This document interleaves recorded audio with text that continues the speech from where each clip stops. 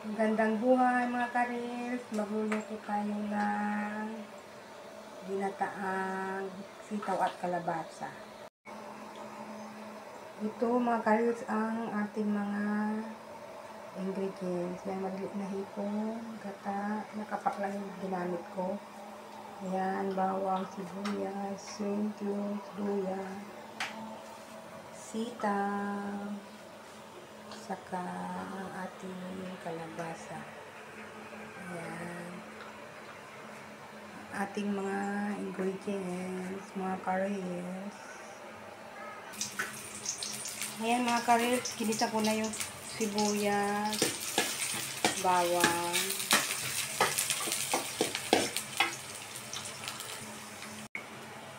Ayan mga karils, lagyan natin ang hipon.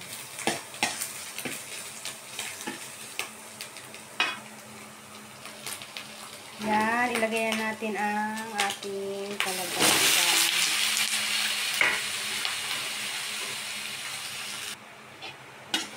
Halo lang po natin yan mga kalawin. Hindi na. Lagay na rin natin ang ating sitaw. Yan.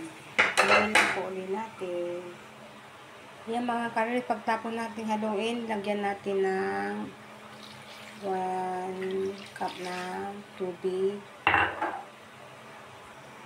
Ayan mga karil. Takpan muna natin at ating pakuluin. Ayan, antayin po natin kumulo. Ayan mga karil, tingnan natin ang ating niluluto. Ayan. Pwede na natin siyang lagyan ng asin.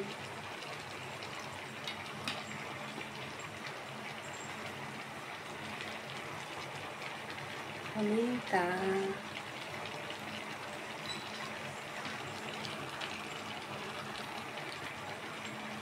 Saka yung ating shrimp cubes. Sabay na rin natin yung ating gata.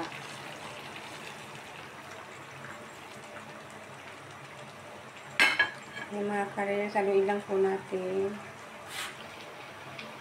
Ayan mga karils, ang ating ginataang sitaw at kalabasa.